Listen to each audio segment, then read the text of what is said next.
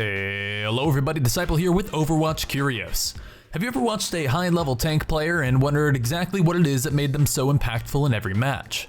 Tanks play a critical role in the game, and we've even seen some teams playing compositions with up to 4 tanks in the past couple of weeks of the Overwatch League, which is a testament to the power and importance of having good tanks on the team. Aside from having large health pools, a lot of tanks offer a lot to teams in regards to ability to protect their teammates, control areas, or even secure kills on important targets. So knowing exactly how to succeed as a tank can be one of the biggest deciding factors in the outcome of a match. Behind every good tank player is a wealth of game knowledge and awareness, but in this video we're going to discuss the differences between a good tank and a bad one, and help you all improve your gameplay.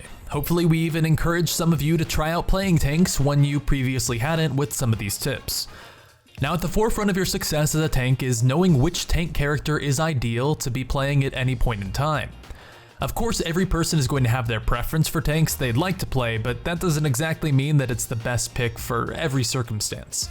For example, Reinhardt is often seen as a must-pick tank at lower ratings due to his high health and the high health shield he has. However, the shield isn't always that useful for your team. If you have teammates that are playing heroes that can flank or dive regularly, like Genji, Tracer, or Doomfist. If your team has multiple highly mobile DPS, there's often few people to benefit from the effects of the shield, and because of this, a hero like D.Va or Winston, who is also mobile but can still deploy effects to absorb or block damage for your divers, can be much more effective. Similarly, Winston may not be the best choice if your team is running a composition that would prefer to stay at a range and look for picks, or fight in close quarters. Heroes like this could be Soldier 76, McCree, or even Reaper. These teams focused on slower, more grouped up fights are often referred to as deathball compositions, and preferred tanks for them would be something more like Orisa or Reinhardt. Now, while a lot of DPS players feeling the need to flex to a tank but still do damage might pick Roadhog, he's arguably the worst selection in times where he's the only tank on the team. Roadhog excels when he has another, more reliable tank to work with. And lastly, while Zarya can always make a great off-tank pick, she makes a great pick in instances when your team may have something like a Hanzo who refuses to switch.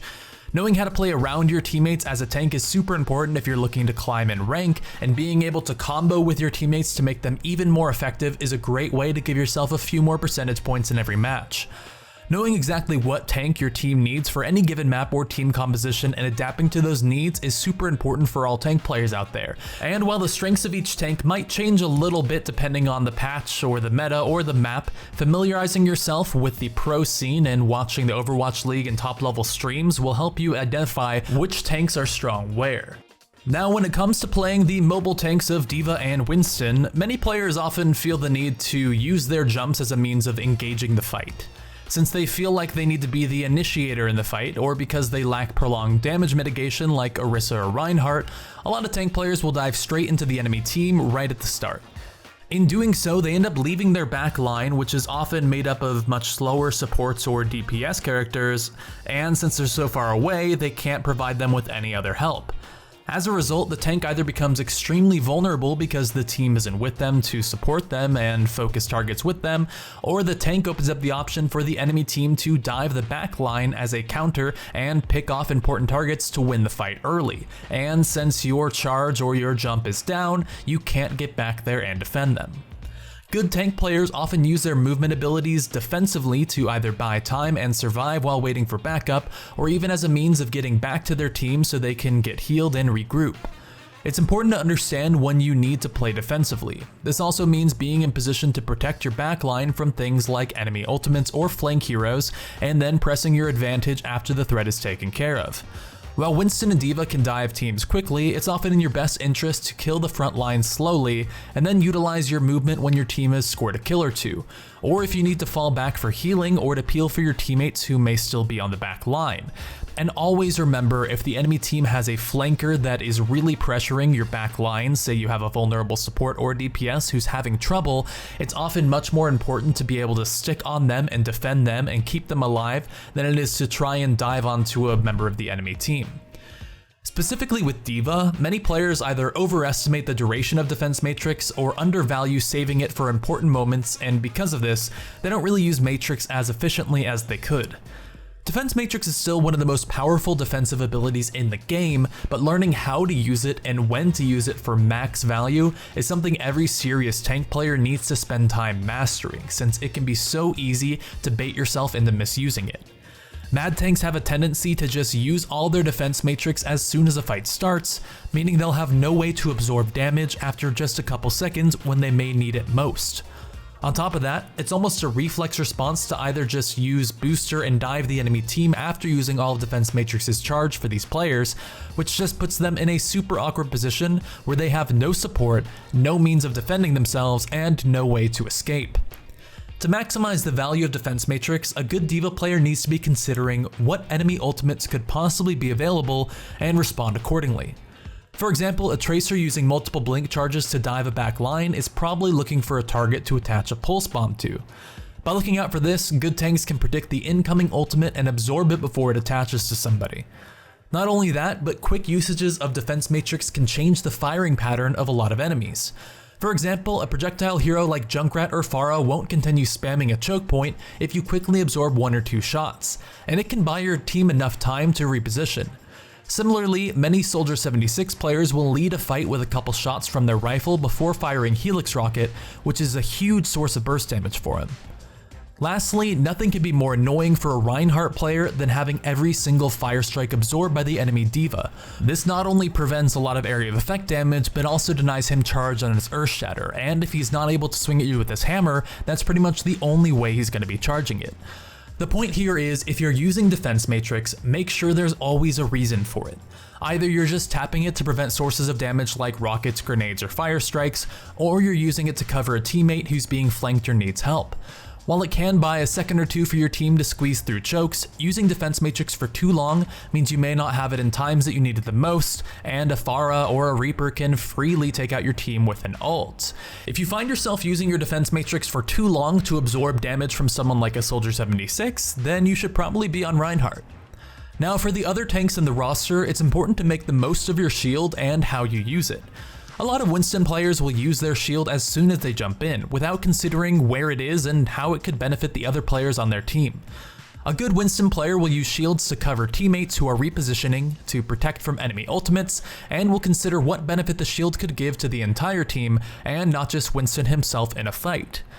Meanwhile, a lot of Reinhardt players will simply just walk forward with shield raised, without really having an end goal or a purpose for doing so. They just know they need to move towards the objective. When you do this as Reinhardt, your shield often breaks quickly, leaving your entire team vulnerable and you with no way to help them out. As a good Reinhardt, you should most importantly never let your shield break. When the shield is getting low, communicate to the team that it's going down soon and get out of vision and drop it so you can regenerate its health. If getting out of line of sight isn't much of an option, a good Rein will instead look for opportunities to charge a key enemy target or just start swinging their hammer to generate ult. Keep in mind that charge can also be a good way of disengaging if you're overextended, because a lot of lower level players only think of using charge as a means of closing the distance and not creating it. Orisa's shield may not seem complex, but how and where you position it is super important. We made a quick tips for each tank video over on Facebook and we'll provide a link down below, but there's a really cool Orisa trick where you can micro game it to maximize the uptime on your shields. You do this by tossing your shield straight up into the air while your current shield is still deployed, because the cooldown starts immediately, but your original shield isn't replaced until your new one hits the ground. So you can actually get 3 shields onto the ground in pretty quick succession with a downtime of really only about 3 seconds. And that's if the enemy team is killing them instantly. Not only that, but a good Orisa will know how to buy time for the team by weaving in and out of the safety of their shield, and can even use Halt to provide safety when at critical health. Remember that with shields like Winston's and Orisa's, enemies might close the gap as a way to negate them, so learn how to step in and out of them very quickly to try and negate as much damage as possible. Now we've seen 2 different kinds of tanks in quick play that play poorly. The first is a tank that just stands at the choke and never moves forward, and the other is the one that will never give you a chance to harass and runs in with no regard. As a tank, you're typically the physical leader of your team, and as such, you really need to know when to engage. Good tank players will know when to go in based off the composition they're running.